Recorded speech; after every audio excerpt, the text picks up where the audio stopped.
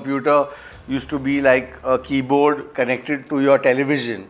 Okay. And you used to record your programs in a recorder, a cassette recorder, on your regular cassette. What hit at that particular time in 1998 where you Right. actually thought of starting everything? Even though I didn't know how far it could go, I definitely knew the internet would change everything for everybody, so. Every entrepreneur breaks one rule or the other in their entrepreneurship journey, right? Plus, which rule did you break in your So I entrepreneurship feel journey? number one is entrepreneurs don't have any rules. They can't have any rules only.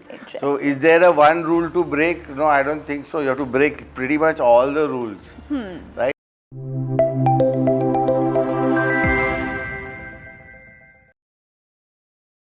Welcome to Satya Manthan, where we pull back the curtains to entrepreneurship. From the aha moments to the oh no moments, we are going to cover really everything all raw in front of you by bringing in interesting guests every single week who will not only help you to entertain you but also help you build your habits around entrepreneurship. This is going to be an interesting podcast to vouch for. Today on the guest side, we have one of the entrepreneurs who worked in the digital space when we were just busy admiring our phone sets and not worrying about the internet. We have someone who has shifted from the digital space to the fashion space. Welcome to the show, Mr. Nevill Daruwala. Hi Sakshi, thank you so much. Thank you so much. It's a great pleasure indeed to have you here for the first episode of our podcast, Satya Manthan. Right. Okay.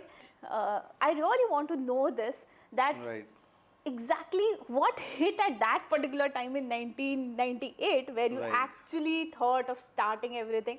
We were still busy playing on our phones, snakes. I remember the old Nokia phones, if you remember, right? Right, yeah, of course. Where we were not worried about internet not being on our phones.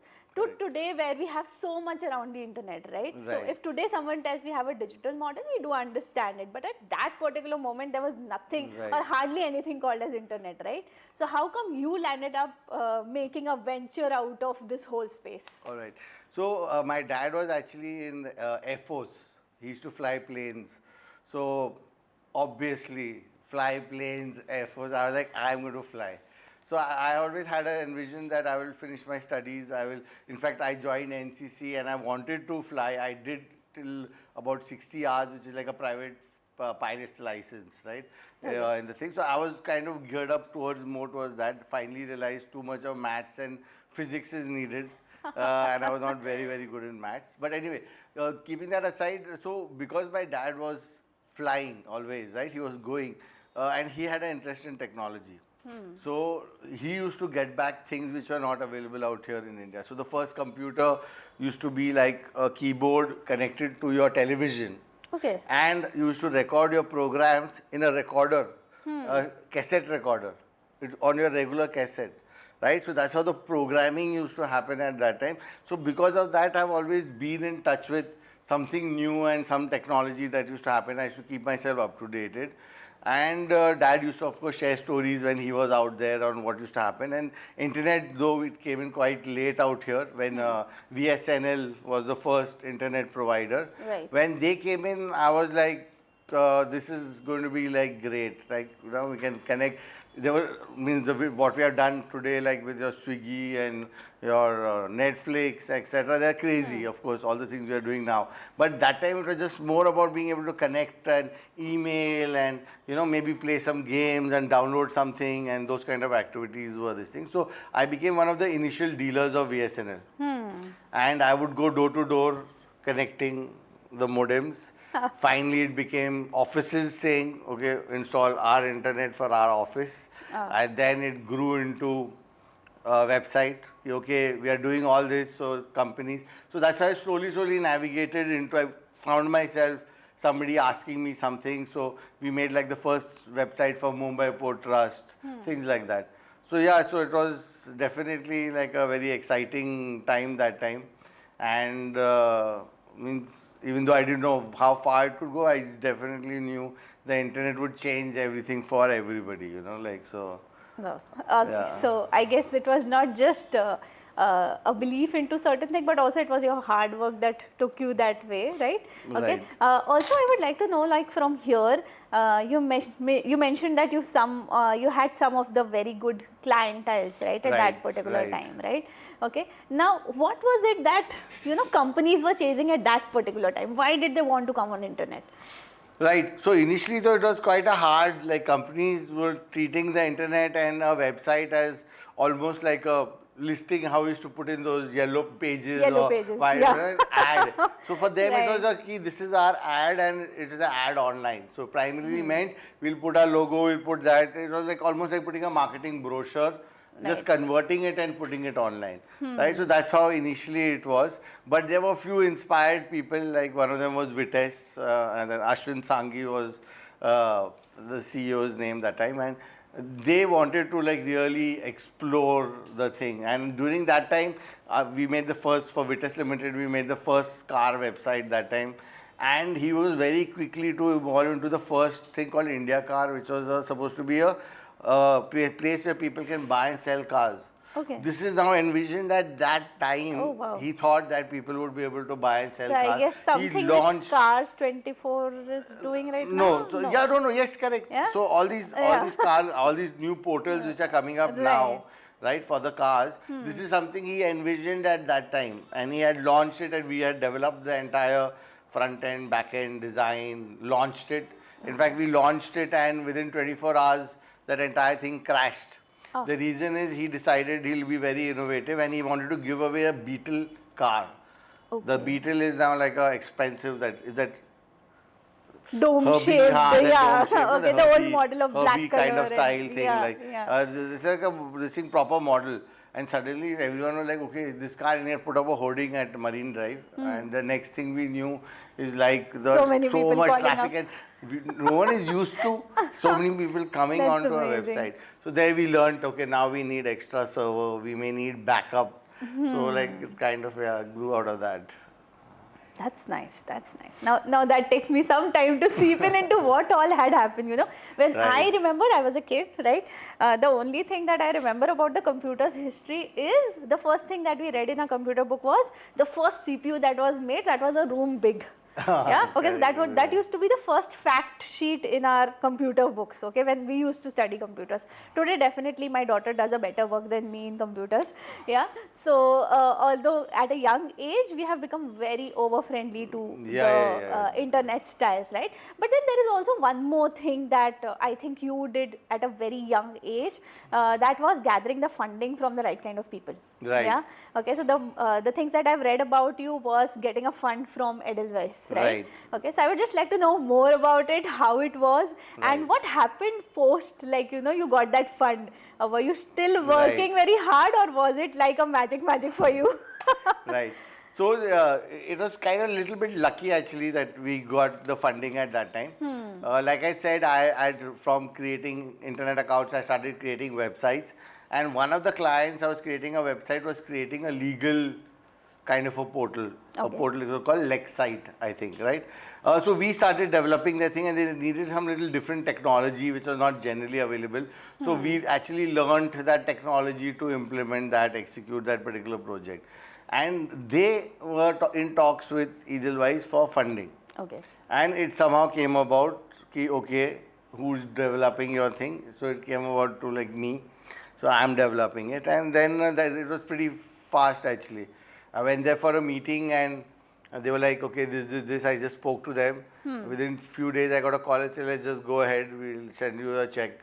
I was like, okay, hey, this is so easy. Right. This was quite easy, and this thing. But at that time, it was such, like the energy was such that the internet was like booming in the US, and it was expected that India also, like people had just, everyone was doing something to get funded a lot, which is always not a good thing. Right, like because everyone had that one goal: we will build something and we'll get funding for it, and then we'll grow it bigger and bigger and bigger, and that was kind of the thing going on there.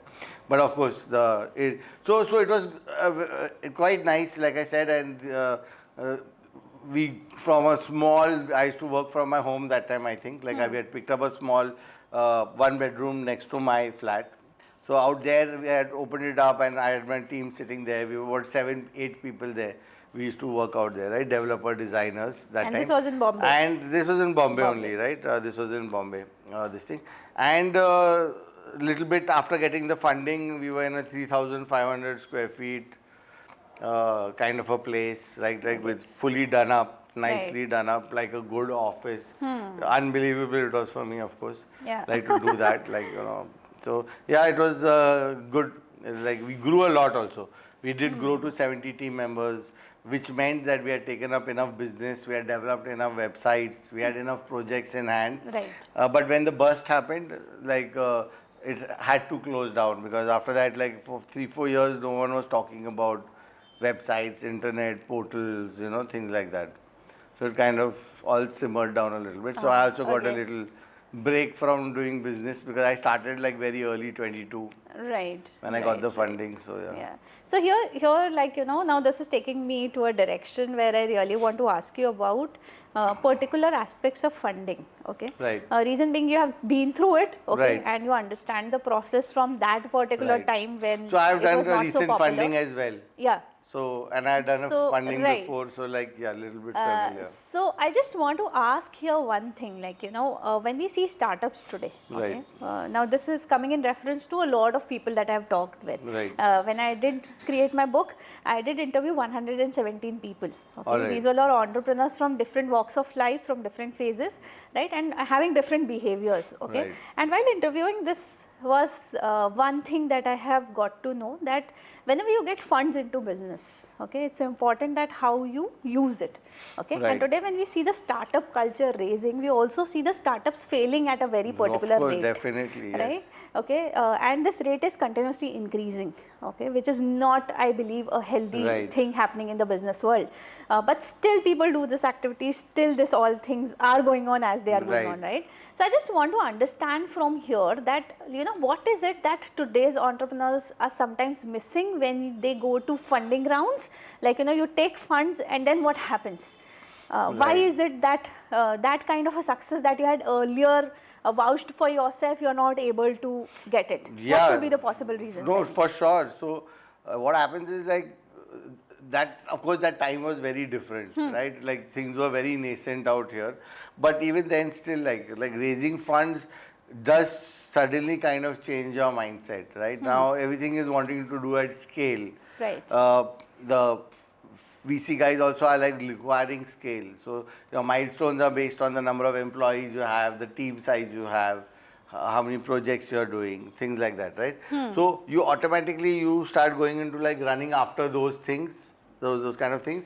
And sometimes that will make you forget about following those steps to, sometimes you need to build something on a foundation slowly, like it has to come at the right time, right place, get fitted together. So you start missing out on those steps and getting those right few people who believed in you, those initial learnings when you were talking to your customers and getting the raw feedback, oh, this is not good, this is not working, right? So you miss through that stage, and suddenly you may find yourself at a little higher stage where now you are like, okay, let me hire 20 people, okay, let me hire the vice president and this, that, so you kind of skip some stages at times. Right. So that it could be one of the drawbacks, and of course we all know VCs are always pushing to meet the next goal, because again the goal is not so much about your company and how well it's doing, but how well it can scale up to reach the next level of funding, because funding game is such that you need to raise again, you need to raise again, right? Otherwise there's no exit for anybody. Okay. No exit for the fund, people who are investing in a company, there's no exit for the entrepreneur, means, so they want everyone to keep kind of doing that. Right. So yeah, so it's a little tricky game, but on the other hand, without that, nothing would have changed. Like e-commerce starting in India, people getting used to putting in your cards online, like grandfathers, grandmothers sitting on internet, buying on Amazon. Would not have been possible if that much amount of money had not been poured into it, that like there's no risk to you, there's nothing, the thing you want to return, just take it back, no questions asked, right? So all these policies were created keeping in mind Indian sentimentality, and a lot of money had to be spent to reach there, right? Right. To build like a Swiggy or to build like a Netflix or to build any of these new things which are there, and it's crazy. Like Swiggy when it started, or Uber, Ola style, right? When they started, like no one would have believed like, hey, This would what actually make to the like market. food, like हम तो call करते हैं restaurant को. Now today you get so lazy, like even for me, like I have a McDonald's just in my next building on the ground. Like my daughter's irritating me to go get the McDonald's. I said, okay, We'll Swiggy, order punch in and order. That guy just came across the thing, he skipped here, came up 2 floors and he's like, here's your order. He was Yes. smiling at me. कि भाई नीचे ही क्या है, है? क्या कर रहे हो तुम लोग, like what are you all doing करके. Can't you just go down and pick it up or eat down, whatever. down, yeah. So it's like that. So like, but this technology needs that kind of thing to be able to kind of, get out there. Earlier Right. Swiggy was fully free.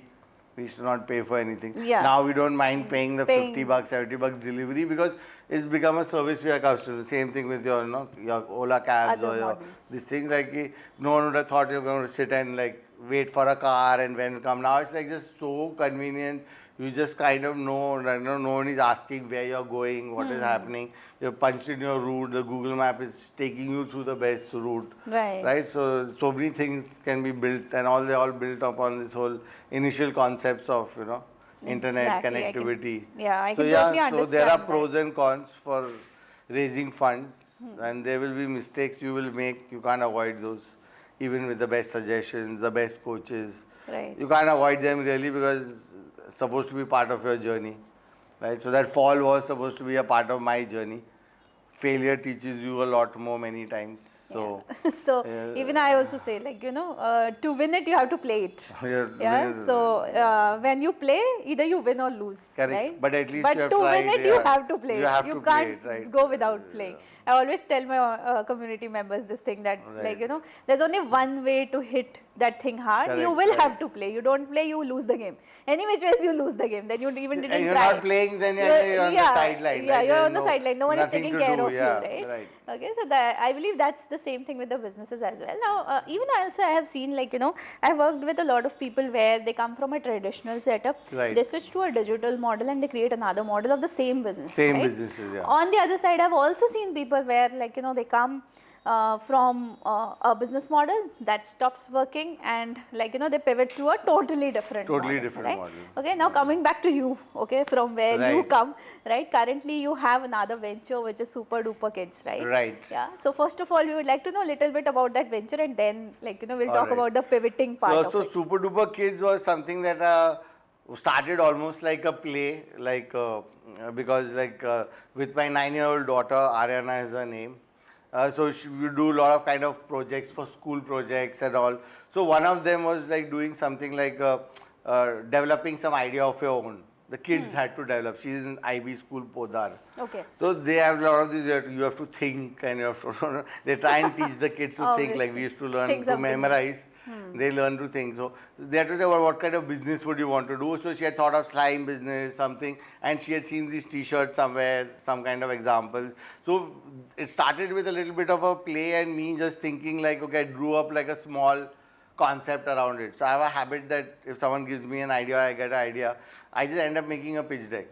Whether I'm raising money, not raising That's money, amazing. it just helps to just get that clarity around that idea. So I just end up making like a deck for it.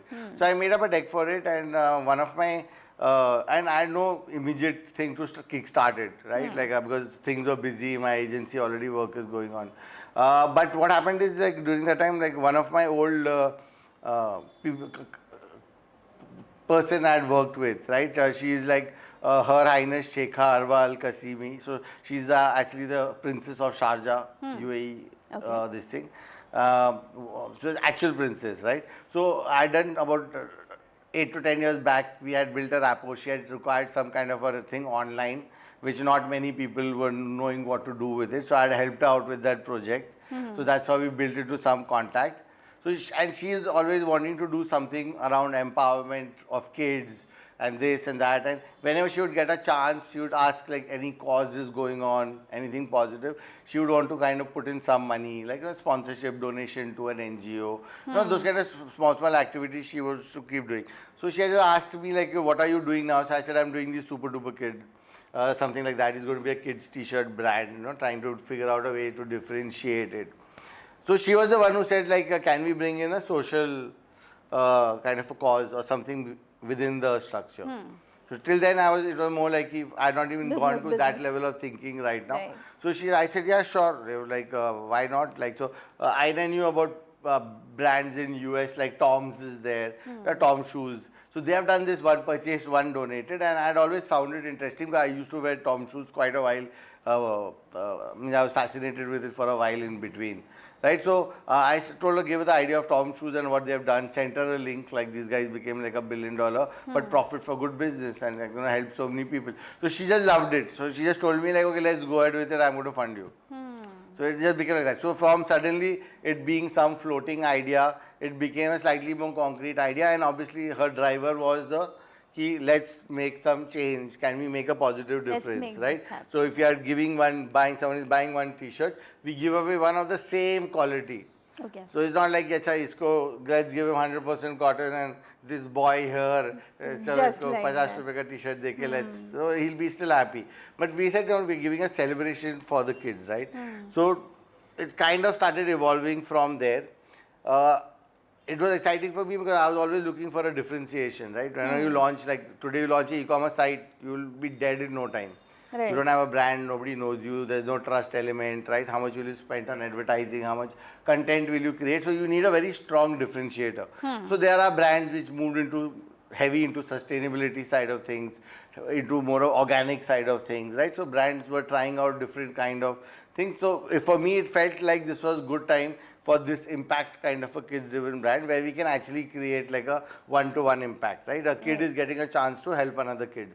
So honestly, it was a marketing strategy for me to start with. Okay, it started like that. This is great because it's a differentiation. I like it. So it happened so that we launched our first event that was with this Access Life Foundation, which is an NGO which helps out cancer kids. So what they do is they give them a home. Their housing is there. Okay. So cancer kid one parent can stay along there, and it's an NGO, so everything is looked after. Spick and span. The kids' rooms, though they're little small, each one has this thing outside with their nameplate on it. The kid's name outside their house room. The mothers go down in the afternoon in the kitchen and they all cook together. Each, because they're different kids, different dietary, and some will share, some may not share, whatever. But they all cook like a community cooking, this, that, this. So went for that event, we said what to do with them. So we said we'll do an art competition and we'll give away some prizes for the best art. And obviously our basic premise was we had sold about 200 t-shirts. So we said 140 t-shirts we can donate from here now, because there were 140 kids in that particular NGO.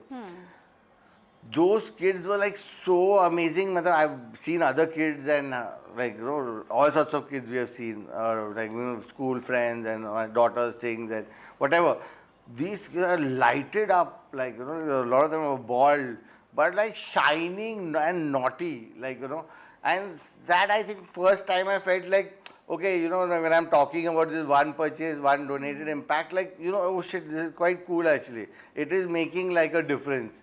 So it took me that little time for it to settle down in me, this is a mission. The one thing, right? It took a little time. That first event kind of opened my eyes and my thing to, this is not just a marketing play. It can't just be that, right? It needs to be the driver. It has to be what is driving the thing. And it kind of converted to that so much so that my business plans now, I don't have any sales numbers. What are my goals? I want to have say 10 lakhs donated t-shirts. Why? Because it's easy to visualize. Like we say, what we can visualize, where we don't face that fear, we can achieve that success, right? Right. It's easier than saying, okay, let me get 10 lakh sales. Then it's like, where will I sell? What do I do? How many do I sell? How much do I need to get? So, not to say you don't have to do all that, but I'm just saying when your starting point is, okay, I'm going to donate 10 lakh t-shirts over the next, say, 2 years, I want to do that. That's my goal, right? It just feels like such a good thing to do, and you feel a lot more relaxed. Now, understood that I have to sell. It's not that I have to sell 10 lakh t-shirts eventually to be able to donate that. But it's great to start from that point, right? So that's how that Super Duper thing kind of started, initiated. We did do 2 other events after that. We did one with Giving Tree, 300 kids in the Juhu side in Mumbai. There's slum area out there.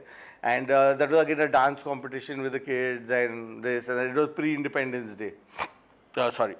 So it was pre-Independence Day kind of an event. So that was very good and exciting. The last one which we have done, which was very recent, which was on 6th October. Those are very interesting. Like these 14 kids from Dharavi, right? They are slum children, live there, who become a part of what this NGO, which has started a Dharavi Dream Project or Dharavi Dreams, where they are teaching free hip hop to any of the slum kids who want to come and learn. So 15 out of those slum kids which became better, are now put on a production, which they had the first show recently now, which is a play within a production. So it's not just like a dance show only. They're also doing like a play. So they're talking about their aspirations, and suddenly one kid falls down. I came back from, what's happened is somebody's broken down his house. That's how their life is. Right. They went in the morning to school, afternoon they are back, and the house is fully out, raised to the ground. He's trying to find his school books. So these are their stories. But you see the kids, they are like, kuch banenge, kuch karenge. They talk a lot in rap and slide and hip hop lingo. You know, they are that style, and they've got like a good attitude and good this thing. And so we did an event with them, with all the dancers and that. So we kind of sponsored the t-shirts for all the dancers. Had a great event. We put up a video of that event, like that thing. Like the video recently just crossed about 500,000 views. And nothing to do with me. Like though I'm in digital for last 10 years, 15 years, I do know how to. But I do know you have to spend a lot of money to get something to 500,000 views. And right, it's not something you want to spend. So this is something that's happened because people repeat watch. Right? So just when person keeps repeating watching, automatically the algorithms get the right signals that people want to watch this more and more and more and more. So they just start sharing it across more profiles. Right, right. So something like that, Yeah, right. So when you said like that we donate the same quality of shirts, right? There was one thing that was coming in mind. Okay, then how the hell do you make profits? Okay, correct. Right? But then fascinatingly, on the second part, you also told me like very good thing that comes to my mind is that when we have a certain goal in our mind in terms of like numbers. Okay, now they could be the sales numbers, but for you it was different. It was like the donation numbers that motivated you, right? Ultimately, there has to be a motivation. Correct. Okay, and that I think has driven your growth. That's driven the growth because now we are partnered with one by one NGOs are approaching us. They want to partner because we are not just doing like here take your t-shirt. We're doing a fun event around it. People are dancing, people are having a good time. When required, they get in additional sponsors to bring in samosas for the kids. Means we are making like a fun-filled event day for the kids in a way of speaking, and that is fun, right? And they are getting the t-shirt as one part of it. Yeah, I have a little bit of interesting question here. I would like to ask how many t-shirts do we produce in a month? No, so we have, we're very recent now, right? We have actually soft launched only 3 months back. Okay. Only 3 months back. So we are very, very new when it comes to this particular venture. So what was there? So what I believe in, I'll give you the numbers, don't worry. I'm not, I tell you why I'm going to give you the numbers. No, it's not curious. We actually have it transparently on our site. We had to do that because there was no choice. Because if you're doing impact events, it's not like you help the polar bears and lovely, which polar bear did I really help in the North Pole? Here is transparent, these events are happening out here, which is the reason we cover each event with videos, photographs, we take appreciation letter, we take a bite from the people there, the kids who are excited, right? We try and do whatever kind of storytelling because people want to follow this impact. So I'll give you two kind of very critical things which I have found which may help some of your viewers and your audiences and this thing. So starting an e-commerce site with a kids t-shirt brand is a pretty impossible thing to launch and say, let me make this profitable very fast. You are not known, you don't this thing, right? There's no credibility out there. So what are the two things that are needed out here is first is trust, right? So when a new person comes to your brand, they want to have some element of trust in it. Who are they credible, will they survive, will they not survive? And this is like a thing with just perception they form on their own. Second is social proof. Social proof is like, okay, you are a brand and okay, we can trust you, but Do you have that social thing going on? Like social proof is not how many followers you have on Instagram, but the proof that your brand The is real really business. doing well. Something is moving. There's a movement happening. That means it's getting popular. Some people are buying. People are interested in it. People are talking about it, right? So for me, the first part was to build the trust was like it happened luckily, like the Shekha. Right, so that gave me a great story for the press. That story got spread out on the spread. So I have everywhere. Shekhars invested in Super Duper, and we did this all collaboration and this and that. So this immediately brings in the trust element into the picture, because when they start, they see covered in all these media, which is kind of like a PR is PR, Definitely, right? PR But the is point PR. is, It it's holds still the needed, space. right, for the perception. Right. And it is the truth, of course. It is the truth that she has invested. It is the truth that she has a desire to see these things. So that formed that trust element for me, and the media thing formed that thing. Then became the social proof.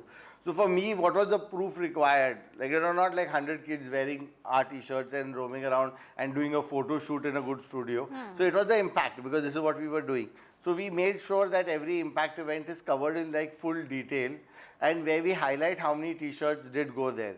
So if you go to our site now, you'll see like 600, we are thanking like basically 600 parents or kids who bought the t-shirts, because like I said, we are very new. We have not started marketing. Whatever sales have happened is through little via word of mouth and little this thing. My daughter's school, Right. she feels she's the CEO of the company.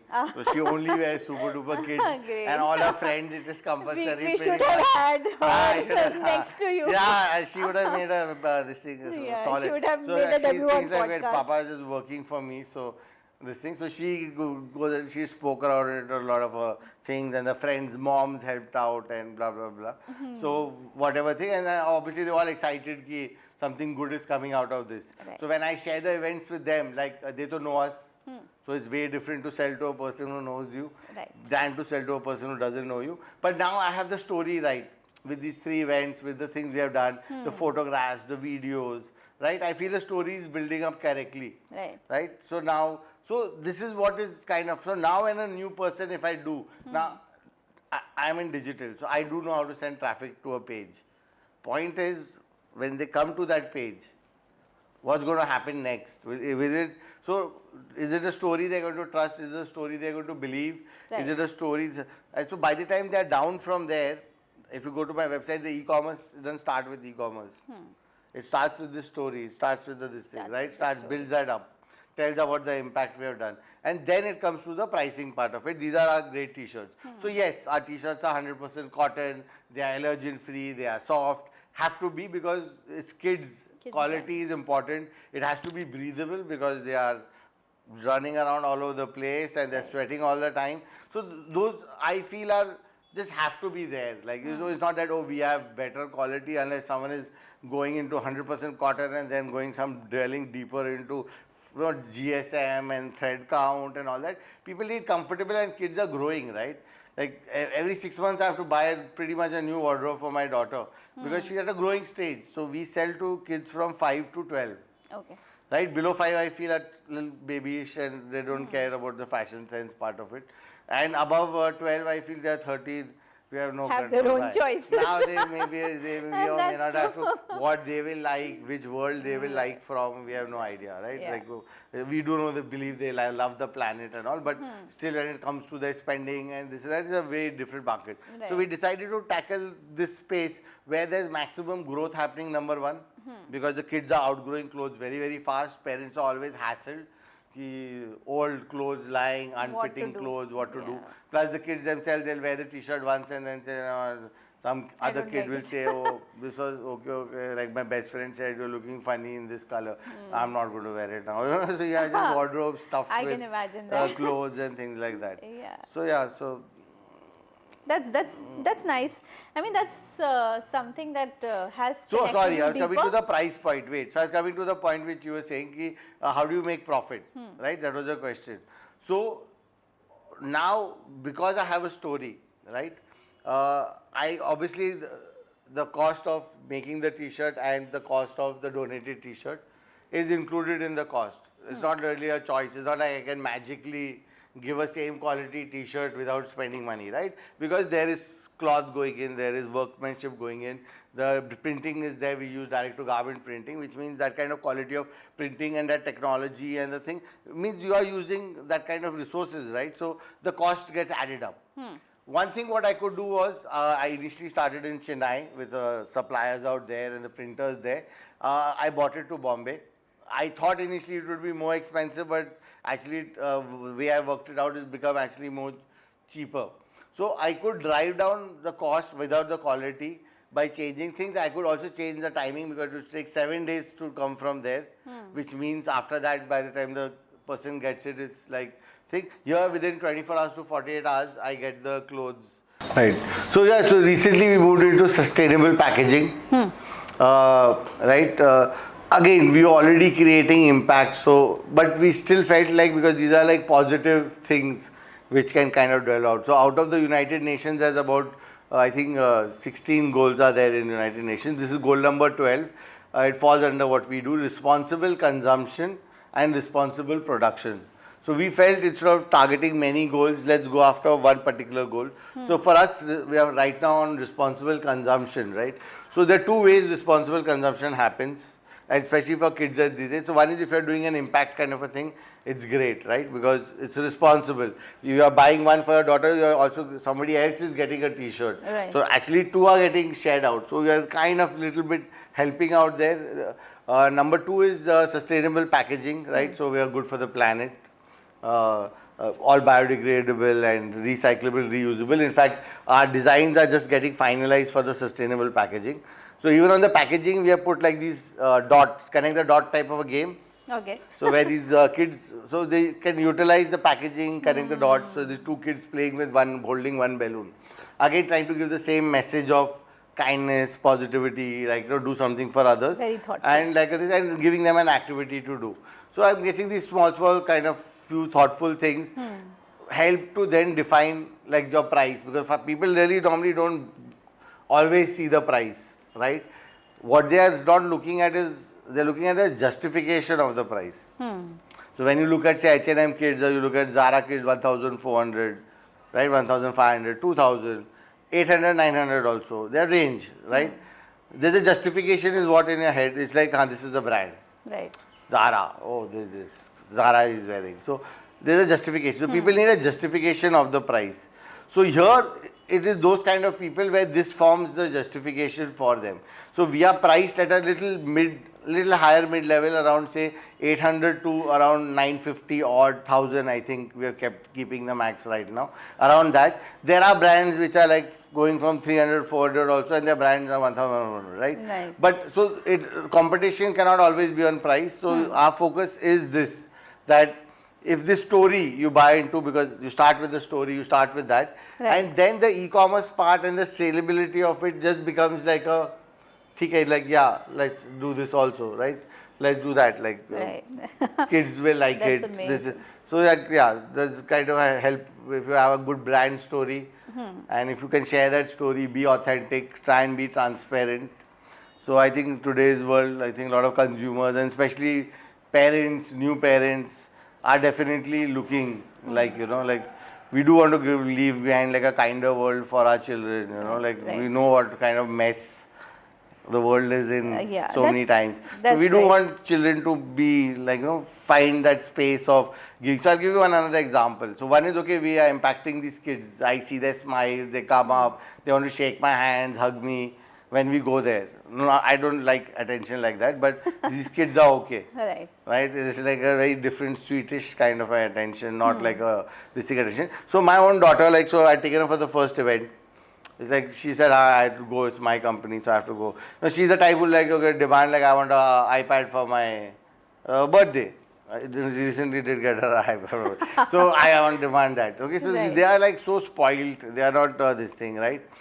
Studying in an IB school, like we used to be in school under fans and all, going in AC buses, sitting in small batches, and AC schools. So superb, and of course I love that for her. But the thing is, so when she came there, she suddenly I saw like different, like she would get down, she was taking one to these kids who were drawing. Yes. What do you require? More pens, okay, or the colors, okay, which colors, okay, collecting it from them. saw getting engaged. The second event, even more. So we had got 300 t-shirts, all in different sizes, right? And in 2 colors. So she actually sat and she separated all of them out so that it becomes easy to hand over when they are coming and all. in. So I actually saw her getting Dharavi thing also, like my wife was at one point, oh, I want to leave. When it was happening, she don't know, wait, like there's something more may happen. So she's liking the event. She loves the hip hop thing. Like she goes and shows it to her friend also, that video, that thing which is there. So yeah, so I think it could possibly make a good positive difference to the people who do it. Like initially it's more like, हाँ ठीक है, I am to buying for buying. It just so happened that something got helped, right? It's not like this thing. Kids may not always care about that, but I feel somewhere it builds into the story. Like if something like this is possible. Like, you know, fashion, yeah, we wear it, but you can also, it can be about other things as well, right? It can also be about a little kindness. It can be also about a little bit of caring or sharing. Yeah, that's like that. Something that's a picture. Small lessons they can possibly learn. I think that will be like good. Yeah, that's a picture that I believe it's coming to my mind right now. If I see you now, I see you as a person in a red suit, okay, having a sack of t-shirts. Yeah, but I believe you're not just giving away these clothes or these necessities to the person, but you're also creating an experience for these kids. Celebration. Right? Yeah, so that's something that I am picturing you as right now, the Santa Claus for I these don't know, kids. they let me go, but like December we are having one big event. We'll have so we have monthly impact events. Right, so whatever the sales of the month, according to that, we reach out, or NGOs are waiting, they partner with us. So as and when possible, like we then do max we can. But like I said, we are committed to not being a charity, right? Like, so, because it feels good doing that, but we are not a charitable or an NGO. We want to do that.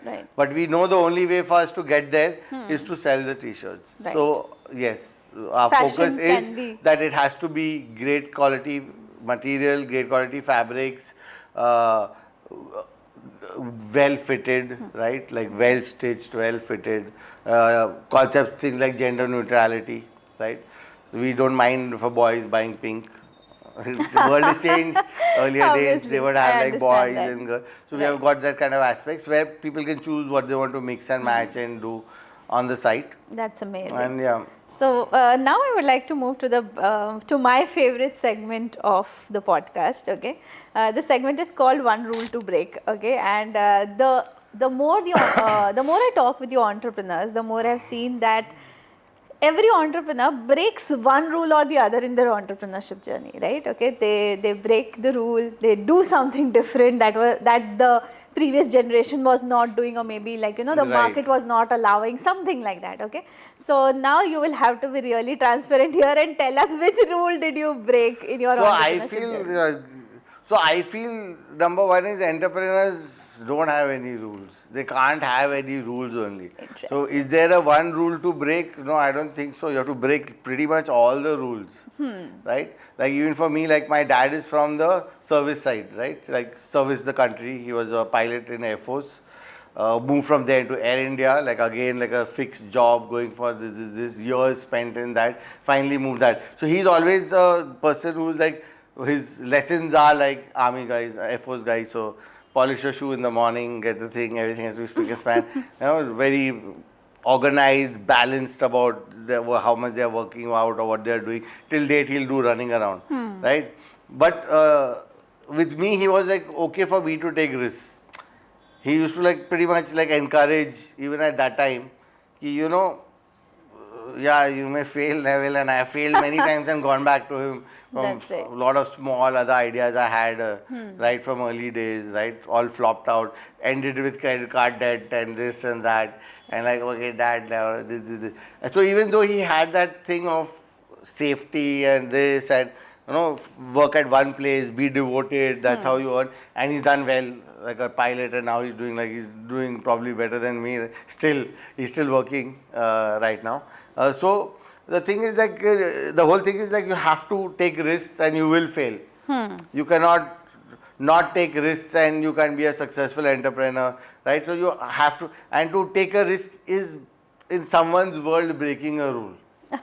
In someone's world. Right. Maybe your mother will say you're breaking a rule, maybe it'll be a teammate, it'll be a competitor, it'll be someone else who will just say ki, this is the rule. And if you have to stop yourself and say, oh, ये तो ऐसे ही होता है, ऐसे ही होता है. then ऐसे ही होता है, then you can't really do much, right?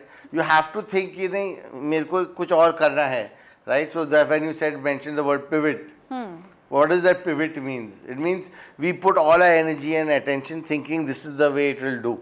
Right. But realization comes, or sometimes failure comes, or sometimes something comes where you have to like say, okay, no, it's okay. You have got to be ready to fully change the model, change the customer, change the product. It could be whatever is necessary. You need to do that. Right. Right. So I would not say break one rule. I would say break every rule that is presented to you. That's interesting. Yeah. That's interesting. So now this brings to me another fun thing to discuss. Okay. Right. So as entrepreneurs, we also take a lot of decisions on the fly, like which it just happens in a in a snap, where it's like someone will come, they'll say something, and then suddenly you realize, okay, now this needs to be changed, and you change it all in a snap, right? Sometimes it does happen. You have to do that, right? Have you had these kind of moments in your past journey? So I will say two types. So one is like initially I used to be one of those very, very fast thinkers. Fast thinkers means I would take a decision, either right or wrong, quickly face the consequences, figure out what's going wrong, and then make a change if required, right? This could be with team members at times. This could be with suddenly a product idea I have on something on the digital side, or something else I want to do, some other strategy I want to try out, right? So I used to do all that pretty much on the fly, not worry so much. And I would be a pusher. But since I started Super Duper Kids, suddenly I have become slightly more relaxed. Like, slightly in a more relaxed state where I know something has to be done, but I'm not in a hurry to take that decision. I don't just quickly try and run after it. Somehow it's been happening that things have been pretty much falling into my lap. And then what's falling into my lap could not have happened if I had taken a decision maybe even few days back. Right. This may not have happened. So I'm kind of little bit in a let go stage, little bit maybe the universe to guide and put in certain touch points. So, but obviously where work has to be done, you have to do the work. Right. But at a general level, I think sometimes some things come at the right time. It's okay to be a little bit of patience, also to have that little bit of patience, wait for it. Yeah. And let it come to you. Right. So as you said, now you're letting it go easy, right? Right. And there might have been cases where you have seen fashion flop versus fashion victory, just I'm keeping the name because you are now connected to this world, right? Right. And there is one thing that I understand from here that normally I speak also in one of my community meetups every time. That is sometimes you need to just calm down yourself. Yeah. This thing I think is missing with some of the people as well when it comes to proving yourself to get something done. You see the young entrepreneurs today, right? Just because they have moved out of the traditional setup that their parents were like most of our parents have been into service, right? Right. Your parents, my parents, right? So when suddenly we tell them we are going into a business model, they are like, oh, what's happening? Okay. Right. and for people like me, you tell the bahu is going into a business model, that's totally different because the environment is all about service. Right? Okay. So now coming back to the topic, here I have seen that sometimes just in order to prove yourself, you're doing some things which are you're not analyzing it much. For you, it's like I have to do, so I'll just do it without even understanding what the market is saying, right? What are the conditions saying, right? What is my heart saying? Am I really understanding what my heart says? Right? So some of us even fail to do that kind of a thing. So every time I meet a young entrepreneur, I'm like, hold. The best thing that you can do for yourself is hold. The better you hold, the better you'll stay longer in the journey, right? Okay. So now this brings me to another section that our listeners really love love to listen, and this becomes the heartbeat of our podcast. Okay, so now there is always some burning desire or some burning thought that every entrepreneur has within its heart, right? Right. Okay, now some of us are very, very vocal about it, right? We speak to it day in and day out with our colleagues, with our team, with our family, right? While some of us just like to keep it within our heart, hold it inside, right? Yeah. So I would like to know from you, what happens when you have that particular moment, this was something that I want to do, right? Or were you able to achieve, or when you felt that, okay, this was the heart touching moment, I have achieved something in my business. Right. So I guess a few moments may have happened like that, because in every idea, in every business, no matter how far you take it, sometimes it's still the pitch deck level. Sometimes we finish the pitch deck, we launch it. Sometimes we make it into a relative success, grow Right. it, grow it. Right. So at each stage, I feel there are aha moments which are there for each idea, for each kind of a thing. And means, like I said, right from raising the money at an early age, aha moment, superb. It was like everything came to me, right, orders, this, that. For a couple of years, ran a good business, big business at an early age. So that was great. Another aha moment could also be the collapse of everything at that time, the dot-com crash. Right. But what the dot-com crash led to was another aha moment, because I was like, okay, boys, now I'm going to relax. I'm not going to really set up another business now. After the crash, this was, right? Right. And suddenly, out of the blue and out of the thing, I started writing. Okay. Never written before. I'm a marketing guy. You can put me in front of somebody, I'll sell it to him.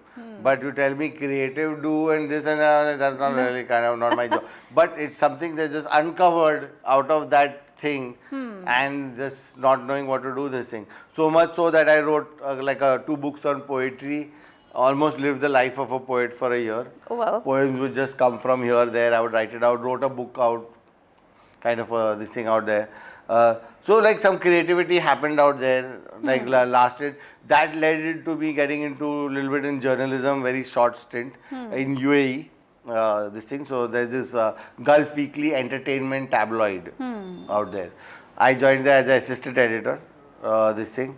I would cover all the parties, go to all the clubs. Just change, right? This aha moment, great. Right. Suddenly I have all the people in UAE and Bahrain and here wanting to get covered, and I'm the assistant, I would actually go and cover it. So this thing. So that was there. Then I got back again. Again, it was like I don't want to start a business, but I got into this SEO, got into digital, somehow started that. So I guess, like I said, every time it starts, breaks. But the main thing for entrepreneurs, even if you think, I don't want to, suddenly that one idea comes into your head. Yeah. And you just have no choice, Even your previous failures, what did not work, what did work, at that time it doesn't make a difference. You just feel that need that you have to do this. Right. So I felt the need, I'll do Super Duper with zero idea and zero interest. Till Shekha showed interest. And she built a twist that it should be social, this thing, with some kind of a cause, it should be doing good. To me saying, okay, that's a great marketing ploy to have, it differentiates me from other brands here, Right. to it becoming literally the mission and vision, we say mission, vision, but you can't really articulate it right at the beginning, what is that thing? It's that feeling that when it comes, it kind of fills you up at that time. Right. So till that this thing, and it filling me up, okay, this is something you're doing and you're kind of enjoying, and I was enjoying being with the kids at that time. I was sitting with them, trying to play some games, saw my daughter getting involved. That was a good feeling, right? So all those good feelings kind of built up into the thing. So yeah, so that I guess that just takes, it kind of evolves on its own, the journey, right? Right. I do understand that, and I think building a business for impact is something that you're teaching us at every little step that you're describing. I've not done it before. Like I said, I didn't even want to do it this time. It's not a thought I had. But having taken down the journey, I feel like this is really a good way to run a business, right? If I can be profitable and I can make a help celebrate these other kids. Right. What's the bad thing in it? It's a great thing, right? Yeah. So it takes time, but then it got embodied inside, okay, as a purpose and a mission. Now I can say that this part is driving me, Right. not the part about this thing. Exactly, right? I can So, understand. So here's The here's little one shift of happens the internally. That's right. Here's one of the practices that we do from Satya Manthan. Okay, we started doing. We do share with a list of our upcoming guests with our Right. community members, right? Okay, and we do ask them what are the kind of questions that you want to ask our All guest. right. Okay, although we understand that they cannot be brought here on the shoot, but yes, Right. definitely we can bring in their questions in, right. so that if someone has something specific to ask for, like they can come forward Right. and ask, right? Okay, so here is a question from one of my community members, Deepthi Kanwar. Right. Okay, so she asked, Neville, how do you balance being a business leader while being a parent who cares about the same values you preach in your brand? Right. So luckily with this, it just so happened that working with kids and working with the kids brand, right, and the way it got structured, the values were pretty much there of caring, sharing, doing good, fun, celebration, self-confidence, Right. right? And pretty much those are the values that you do want to leave behind for your kids. We do want them to be caring and sharing. That's true. We do want them to be more generous. We want them to be protected against things like bullying down the line. We want them to be confident in their self, not feel unworthy, right? You know how children and like our minds, like it's a hard time of growth. Yes. There's so much of questioning your own self-worth and things like that. So luckily in this, the journey is a way I could somehow share some of the similar things, right? So it is lucky that it's happened, but like when I was running my digital agency, I would have a campaign and I would be there 48 hours in the office sitting and wrapping up a campaign, no bath, no brushing, nothing. Right. Right? It did allow me. Again, Yeah. of course, it gave me money, it gave me that. So, but it didn't allow me balance. Then yes, I've been take 1-2 days off and then try and cover it up. But still, that's this thing. Here, I'm kind of quite Having little bit that at balance. leisure, right? Right. Again, I've not kept it inventory heavy. I've kept it intelligent, like so it's not dependent on. I don't have to stock things. Order comes, prints are fulfill done it. fresh on demand, like right, high quality digital prints, which are way better than any of your other technologies like screen printing, and the quality on that, the prints lose color so fast Right. after washing, things like that, right? So yeah, so it was luck that these two things found themselves together. That's right. Otherwise, yeah, it is always tricky and difficult. Yeah, so I'd like to jump to one more question Right. here. Okay, and this one is going to be a good one. So, Pranav from our community asked, if I want to start my own value-driven brand, okay, where do I even begin from? I bet you have got some golden advice for these people, because, like, they are like, I want to do a lot, but I don't know where to start. Yeah. So yeah, so like I said, it is a little difficult, Pranav, right? Yeah. So Pranav, like you, so many other people, like I said, wanting to do business for good. If you see Shark Tank International now, even our Indian Shark Tank, you do see a lot of businesses now coming with a little more positive impact, and words like this have become familiar now. Right. Right? When you bring in sustainability, no more it is like, what is it? And no, is it just doing recycling your things? No, it's not, right? It's like a bigger story and a bigger thing happening. Brands have become conscious, people have become conscious, right? So, if you have a story, right, and you can reach it out to the people, right, they will find you, or you need to find them, right? Either way, like, but is there some secret to it? Like, I would also not say, because even I was sitting around not launching it till the Shekha suddenly came in and gave in some tip. So I was just waiting patiently that something happened, but I had an interest in doing that. So I would not be probably be very right person to say how to really go. I have not gone through the process myself.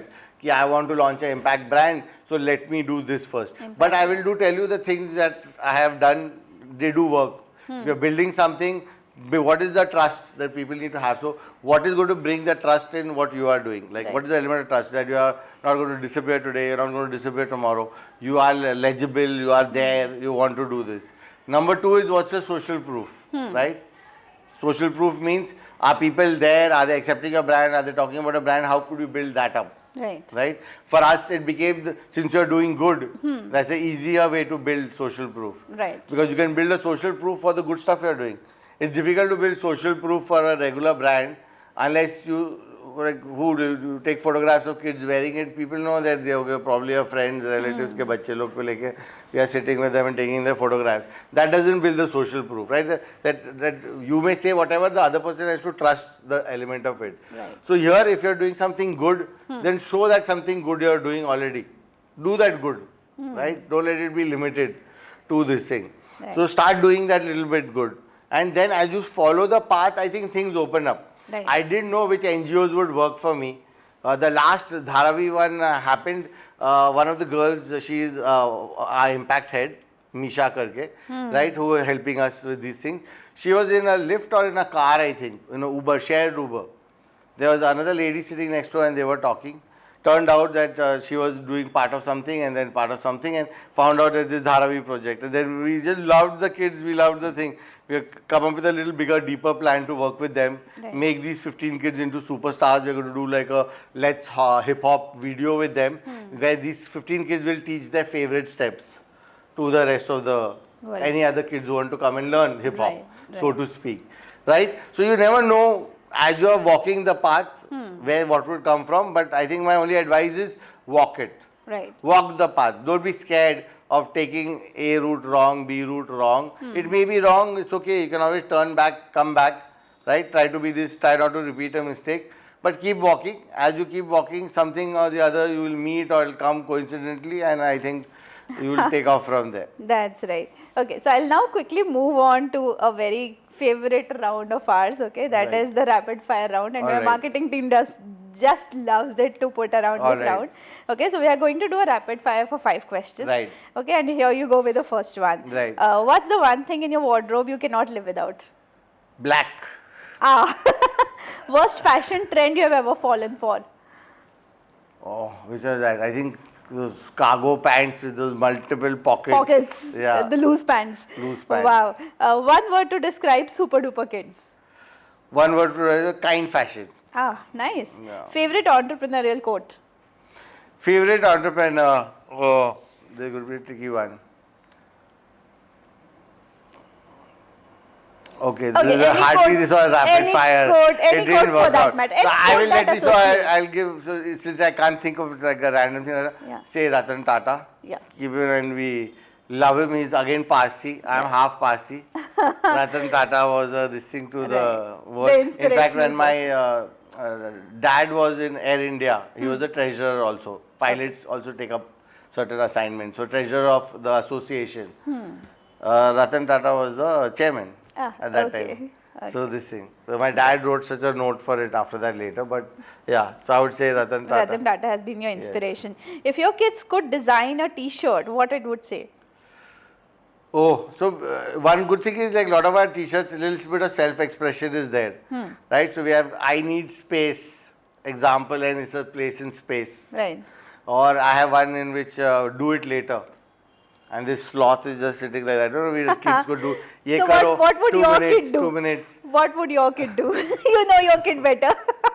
Yeah, so she loves the do it later t-shirt because that's her favorite quote to us. Ki, I'll do it. this now, 2 minutes. That 2 minutes just never ends and never this thing. I think it's common with a lot of parents today. Self-expression kind of a thing, like Right. yeah, Right. denotes the nature. That's nice. So I need to get a printed T-shirt for my girl ASAP. Sure. Yeah, on that note. Okay, so Neville has been absolute fun talking to, right? Okay, we have learned so much from him and we have understood the depth of creating impact-based businesses, right? So this has been our takeaway from today's podcast episode. And who is it that you would like to see next on our podcast? Do let us know down in the comments. Subscribe to the channel and see me in another episode.